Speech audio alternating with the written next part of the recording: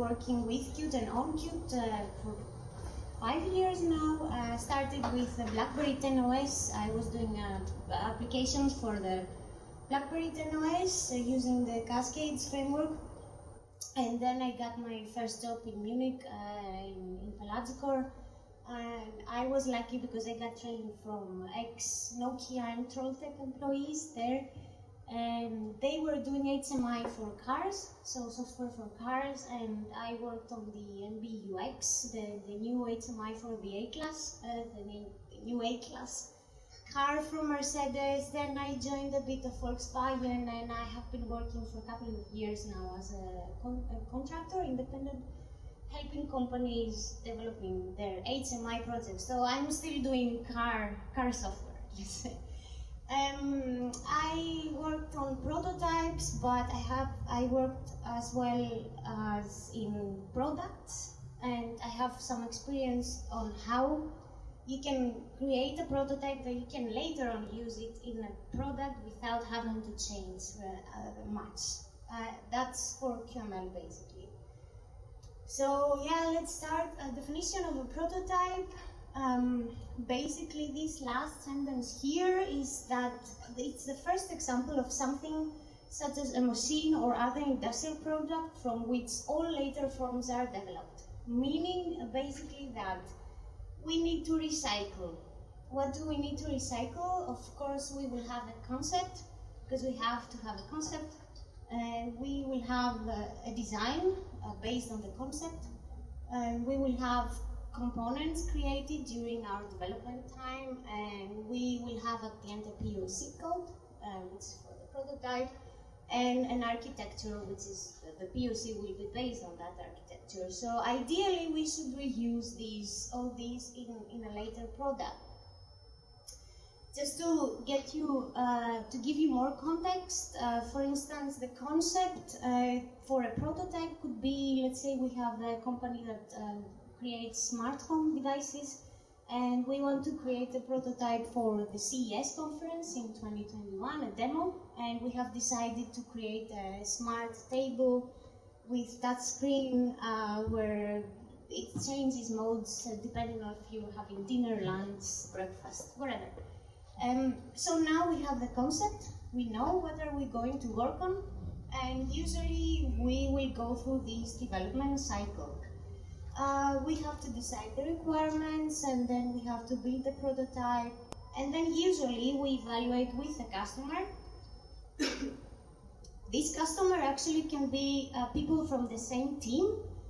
They just try to test the prototype and give us feedback, or it can be people from other teams in the same organization, or external people that they're willing to test our prototype and give us feedback. This is how it's usually done. Based on that feedback, we have to decide whether our prototype is good enough or not. And if it's good, of course, this could become a final product, so we can produce more tables out of it. Or if not, then we have to go back and improve prototype. But you can ignore that because it's not usually the case, not from the first time. So we usually have to go back and improve it. And basically this is how the reality looks like in either production or prototyping phase. This is the design iteration process. And because of this chaos here, and because of all the iterations we have, we can end up having a code like this. So being, let's say, at line 780 whatever, we have a rectangle with transparent color which has a label inside that makes no sense. So in order to avoid things like that, there are a few points that we could actually take care before we start prototyping so that we don't end up like this. Let's say first of all is to support different backends. This is not necessarily supporting different devices, but the most simplest thing is to support our laptops, so our development machines, and the device itself. So, because let's say I'm working on a medical device and I cannot have the device on my desk, of course, so I have to use a dummy backend usually. How can we do that in Qt or QML? So most recommendable way is to use the MVC. MVC is the model view controller pattern. So it actually divides the related program logic in three elements, and that's the view, that's the model, the view, and the controller.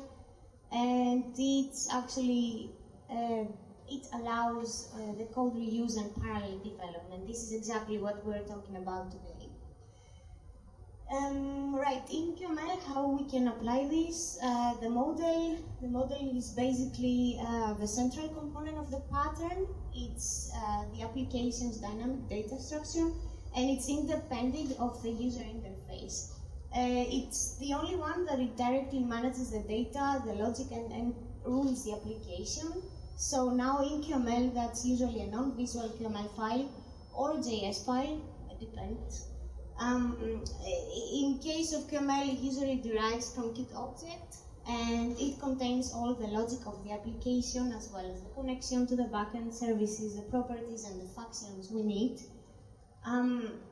But as well, it makes sure to add necessary text so that when there is no data in the backend, or if the backend fails for any reason, that we show a placeholder data in our UI instead of showing breaking things.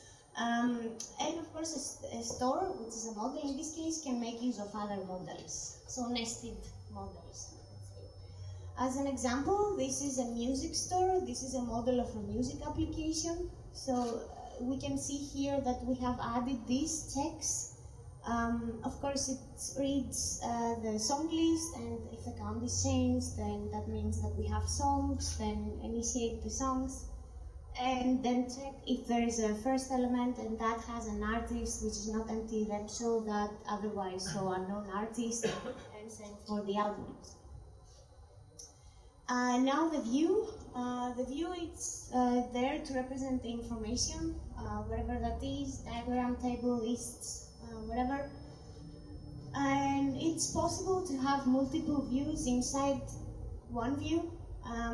For instance, to display a chart and a table.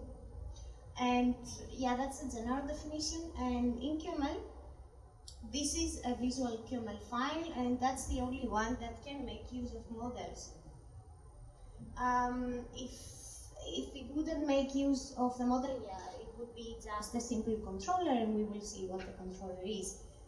As an example from the same music application, that's a music view, and we see that it makes use of the store. That's a music store we just saw before. And yeah, it's basically containing other views to form the main view, which we will see later. A controller usually accepts input and converts it to commands for the model or the view. And in QML, this is again a visual file that consists of widgets, meaning radio buttons, checkboxes, or whatever. And this is used by the view to usually handle the data. So therefore, a view can make use of many widgets, but as well as many controllers, but a controller cannot use a view or a model.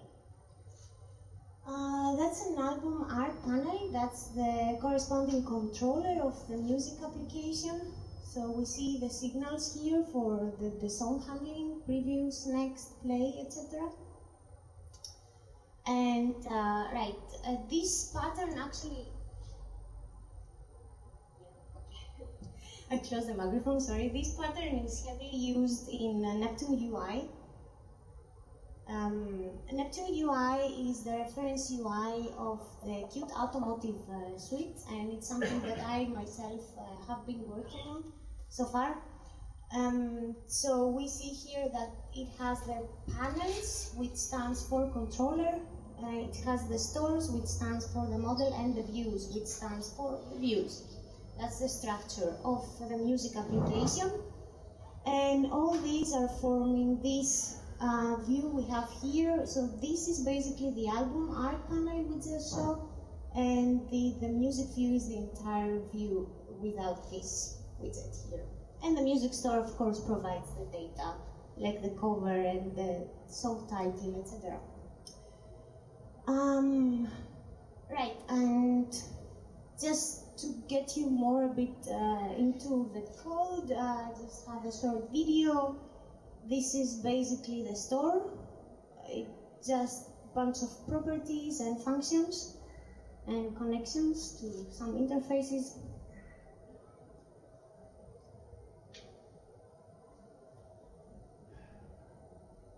And that's the full screen top view, I think. It makes use of the store. And this is some panel which you cannot read. No.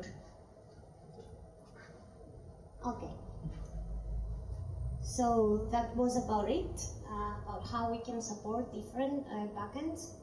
The idea is that since the model or the store is the only file that imports a backend, it's very easy for us to change backends. That's why I'm mentioning that. Second point, eliminate dependencies. Of course, if we want to have reusable code, we cannot have dependencies on our code. So two things we can take care is, first of all, to not use the backend directly in our QML, because we create a dependency here that means that the C++ interface cannot never change. If it changes name or something, then we have a problem. We will have to go in its place, we're calling this and change it manually. So use a model instead. It's concentrated there and it's easier to maintain.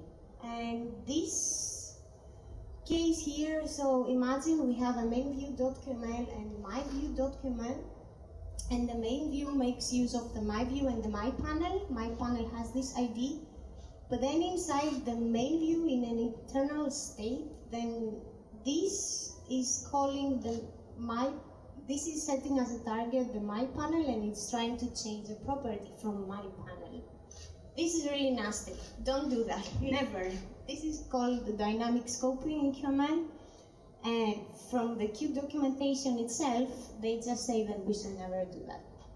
So yeah, just use properties instead, like this, and then set it here. That's cleaner and more maintainable. That was about the dependencies. Perform well. Burkhard and Johan have talked about performance here, so it's really important. Many are saying performance, but it's a demo. Yeah, of course. We have to take care about performance because then, of course, the clients always wants to see fast boot time and demos working smoothly. But also, if we don't care about performance since the beginning, then we end up with a broken project. So what can we do in QML to improve that?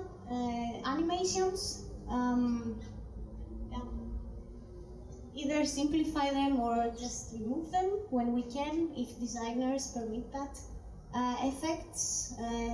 This is also something that, use an image whenever you can use an image, of course, instead of blur effect, for instance.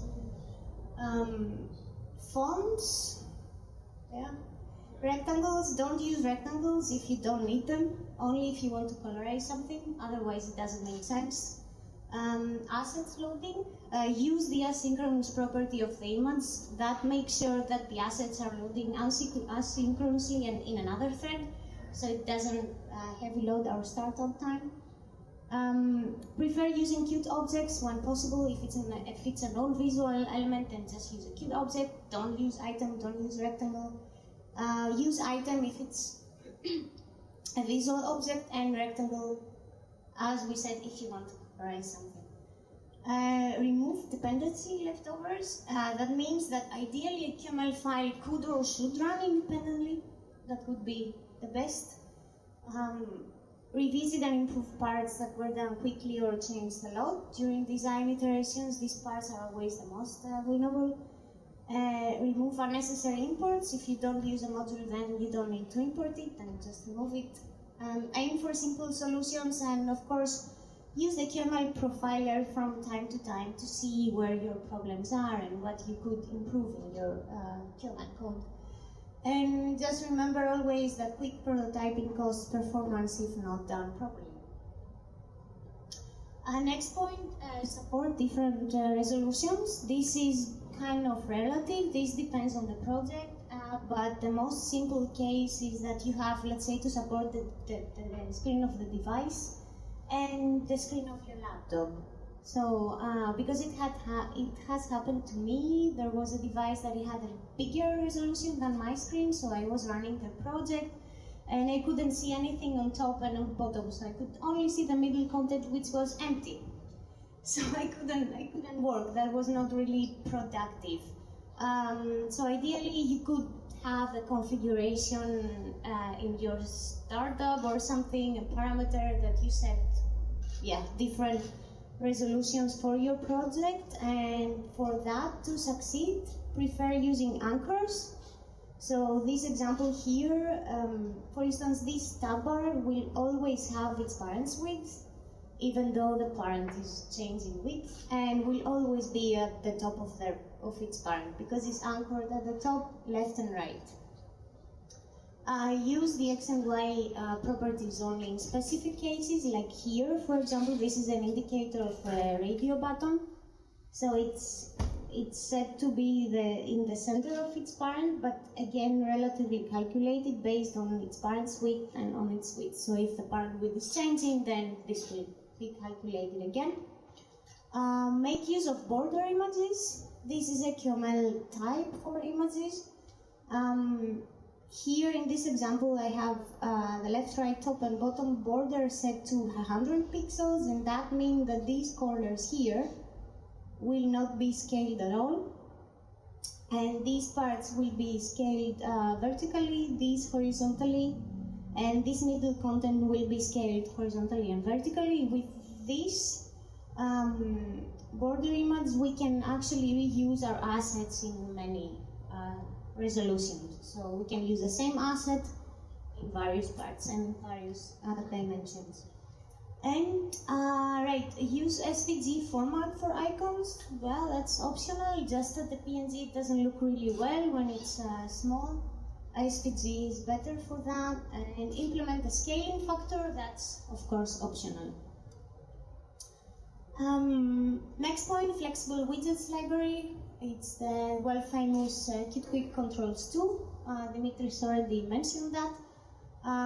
That's a library that provides a variety of common widgets, actually, and it's available only by importing QtGreece Controls 2. I think until Qt 5.6, right?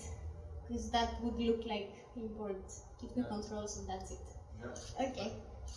So, here all QML types are backed up by C++ class. That means that all the logic is implemented there. We do not have to do anything, just style it.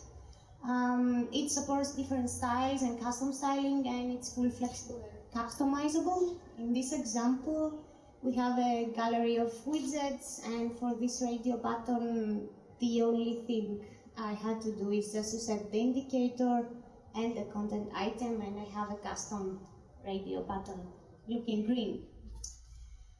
Last point, flexible assets handling. Why am I saying that? Because I have seen a lot that people are attempting to keep a graphics folder inside each application. And this is also nasty. So imagine that you want to use the same image from 3 applications. What are you going to do? Import this long stuff? That's not a good idea. Or are you going to duplicate the image? Not a good idea either. So prefer to have everything under one directory and maybe categorize inside there. It looks cleaner, it looks better, and it's readable. Now, how you can access these assets, talking always about the QML prototype. If it has C++, then you can do it differently, I think. So you can use a style.qml or config.qml or whatever you want to call it. This is usually a singleton defined file because it has to be accessed globally.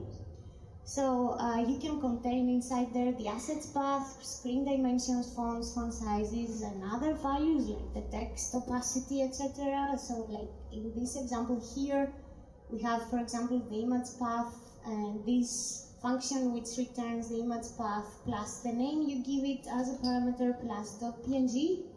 It can be used like that. So in this specific example, it will just go here inside the controls folder, and it will look for the close.png, and that's it. And of course, we can use it for font families, primary font colors, font sizes, etc. Summing up, okay. So take seriously performance since the beginning. Concern about producing quality code versus features. The features will never end. Try to keep a balance between the features and the quality you keep on your code. Yes, stay dependency-free, optimize code. Don't use the backend directly in QML, always create a model. We have said why.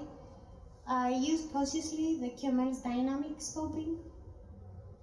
Maintain a clean project structure. This is more about productivity rather than for performance or anything. Don't do these things. This doesn't make sense, and it's really hard to understand what is going on here and what belongs to where. So prefer just take some time and structure everything and put them where they belong. Avoid code duplication, create a utils model that optional. You can use it for having the style QML, tracer QML, and other helper elements inside there. Document project specifics, that's also optional, but it makes life easier. Make code reviews, yes, if possible. Always 4 or more eyes are better than 2. Delete the unnecessary asset files. And last, cooperate. Most likely others will have to work on the project as well sooner or later, so don't make their lives difficult. Right, if you're more interested about the topic and QML controls too, and the scaling things I was talking about, I have created this discount code, so you can use it and you will have 80% of discount in my Udemy course. And that's it.